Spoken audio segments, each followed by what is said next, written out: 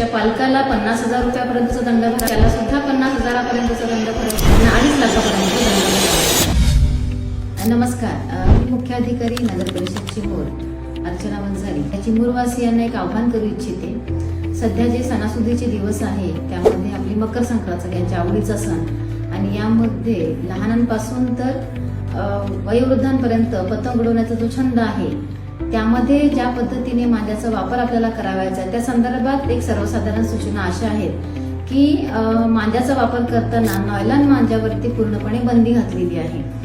माननीय उच्च न्यायालयाचे तसे आदेश आहे आणि शासनाचेही आपल्याला वेळोवेळी निर्देश आलेले आहे।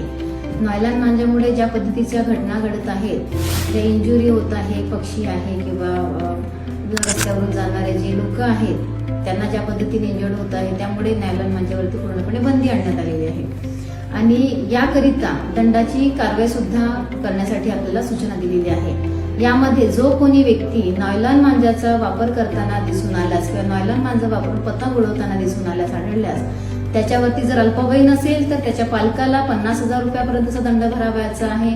जो प्रौढ असेल त्याला सुद्धा 50,000पर्यंतचा दंड भरायचा आहे आणि जे विक्रेते असतील त्यांना 2.5 लाखापर्यंतचा दंड भरावायचा आहे। त्यामुळे संपूर्ण चिमूरवासियांना माझी कडकडीची विनंती आहे की त्यांनी नॉयलॉन मांजाचा वापर पूर्णपणे टाळावा आणि आपल्यावर कोणतीही कारवाई होणार नाही याची दक्षता घ्यावी। पुन्हा एकदा मकर संक्रांतीच्या संपूर्ण चिमूरवासियांना खूप खूप शुभेच्छा। नमस्कार।